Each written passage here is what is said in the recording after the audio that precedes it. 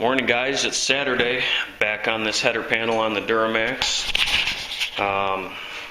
She's ready to go. I've got it back masked as much as I'm going to mask, and basically I'm just going to, on spots like that, just put some primer over the bare metal, and I'm not trying to prime all the way out to the edge to get rid of any scratch or anything. I mean, this is the header of the bed, you don't see it, so I just want to get something over my bare metal. And I'm just going to dust those inner spots there and go with that. And I think I mentioned in last night's video, this side of the header panel is just got corrosion protection, whatever that is, the E-coat, a sealer, and a base coat on it. There is no clear coat on this side of the panel. And it appears the same way with the bed sides until you get up into like this area right here. So I just want to cover up that bare metal and get some primer on this so I have a good solid surface as far as something to hold down that base coat, because sometimes you can have issues. I could just seal the whole thing because you're not going to see it, but I do want to use some direct metal primer on those spots that I still got peeking through, and all those areas on top of those ribs. I mean, you can see that right there. So I'm waiting for it to warm up in here a little bit. My primer's a little cold this morning, and I wanted to take that time. Ruben, this one's for you, Yahooban66. You gave me a question yesterday on one of my vids about, I guess, about spot welding, if I understood the question correctly.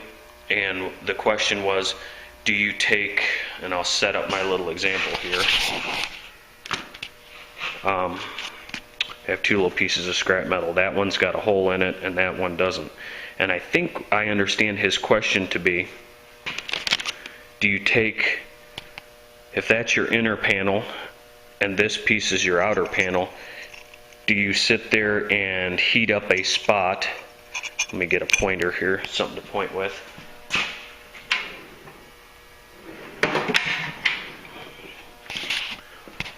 Do you sit there with your welder and heat up, say, where my screwdriver is pointing? Do you burn on that until it adheres to the back panel to spot weld? And the answer is not necessarily. That might work, but when I talk about spot welding, what I mean to say is plug welding.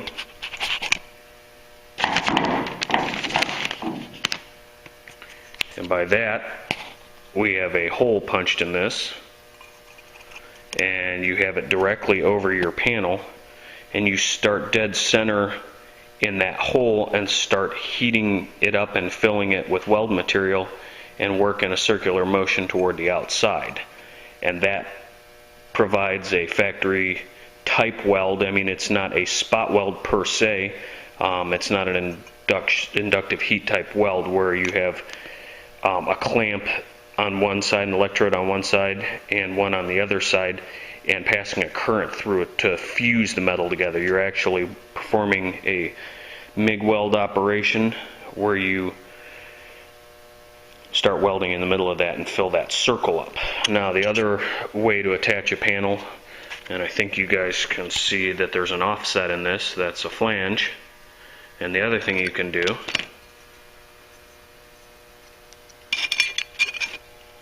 disregard the fact there's a hole in it, but you overlap that. Hopefully this is somewhat helpful. You overlap those two panels.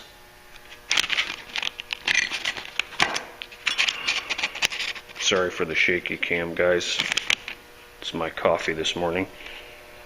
But basically you'll run a bead of weld down that seam, or a series of tack welds spotting in to let your heat dissipate. Buddy, I hope that's what the question was. I hope I answered that right for you. But I suppose you could just overlap two pieces of metal and start heating, a MIG weld spot in there. But chances are that may or may not be a durable weld. I guess once you blow through this, if your heat is hot enough, you'll attach to the back panel. The only problem with that I foresee is if you've got this outer panel that hot, chances are the inner panel isn't far from it as far as producing a weld like that. So that's why we punch the hole in it, overlap the two, and fill it.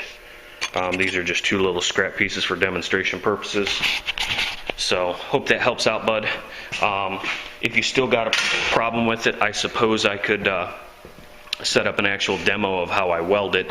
But here in this series, I've done several of them. I just don't have any close-ups because you can't really see what's going on. All you see is bright light. And for my little camera, unless I put a welding lens in front of it and zoom it way in, I don't think you'll ever see it. A good website to check out is weldingtipsandtricks.com, and that guy does all different processes of welding. From he does some a lot of MIG welding and a lot of TIG welding, mostly TIG welding, because that seems to be the one process that's fairly I don't know, I guess there's a certain amount of voodoo about it that people just don't get. And he does a lot of that process, and I don't know if you scroll back through his older videos if he has any type of spot welding or plug welding type applications. There may be in there, but maybe he can explain it better if you didn't catch what I was putting down there. So alright, I am going to cut you guys loose for a little bit here, and we'll get this sprayed up. See ya. Alright guys, what is happening? It is getting near paint time, and the moment you've all been waiting for, I'm sure, holding your breath. Alright, that's all masked up and ready to go. I'm probably going to bag the back of the bed just so I don't have too much trash flying around in here.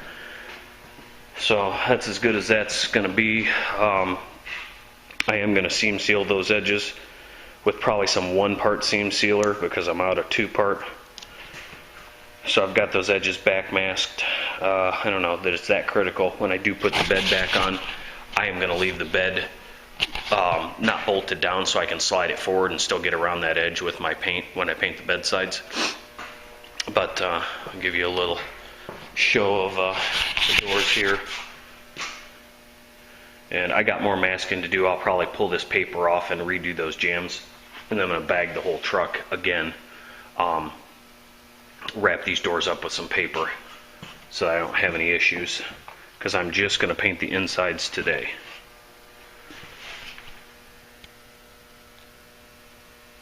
So that's what I got. And the primer, you can see it's feathered to here, and then I've got it scuffed way up into here, and then scuffed up in that crease on the inside. And that's where I'm going to back tape these doors. These things, the foam aperture tape works awesome for doing this kind of stuff, but I don't have any. I'm not going to go buy a $50 or $70 box of it just to do these doors. I'll just back tape them. So that's where I'm at for now. I'll bring you guys back on when I get these doors somewhat masked up, and I'll kind of show you how I do it. So we'll catch you in a bit. Okay guys, end of the day, Saturday update. I am not going to spray today. I will spray tomorrow. I hate masking door jambs, and I'm not even done yet. But I'm going to use my little touch-up gun, so I don't have to go much farther. I was going to show you how I do it, but every vehicle's different for me. But there's what we got.